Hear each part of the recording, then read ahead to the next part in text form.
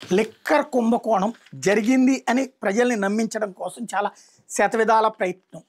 ఇప్పుడు కళ్ళెదురుగుండా జరుగుతున్న బెల్ట్ షాపులు, పర్మిట్ రూముల ఉదంత నుంచి డైవర్ట్ చేయాలంటే అప్పట్లో డిస్టిలరీ నుంచి తీసుకున్నారని, ఆ డిస్టిలరీలు ఎవడూ కంప్లైంట్ ఇవ్వకపోయినా అందులో ఉన్నటువంటి ఒక ఉద్యోగి ఎవరైతే మనకు అనుకూలమైనటువంటి వ్యక్తి సంస్థలో పనిచేస్తున్నటువంటి వ్యక్తి ద్వారా పెట్టుకున్నటువంటిది అప్రూవర్ కాన్సెప్ట్తో ప్రారంభించిన ఇప్పుడు ఈ రచ్చ అంతా నడుస్తోంది. వాస్తవంగా మనిషి ఇచ్చిన వాంగ్మూలంగా దానికి ఆధారాలు ఏంటి అన్నప్పుడు ఇదిగో ఇప్పుడు ఈ ఆధారం దొరికింది అన్నటువంటిది తీసుకొస్తున్నారు.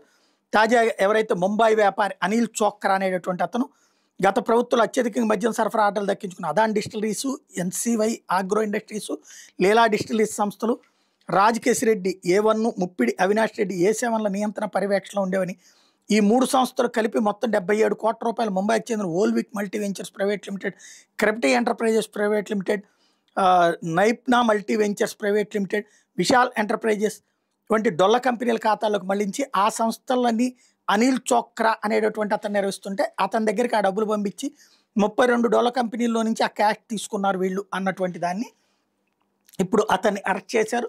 దీంతో ఇప్పుడు డబ్బులకు సంబంధించిన మూలాలు దొరికినాయి అంటున్నారు. బట్ డబ్బులు ఏంటి, డబ్బులు ఎక్కడ, ఇదే $1 మిలియన్ ప్రశ్న.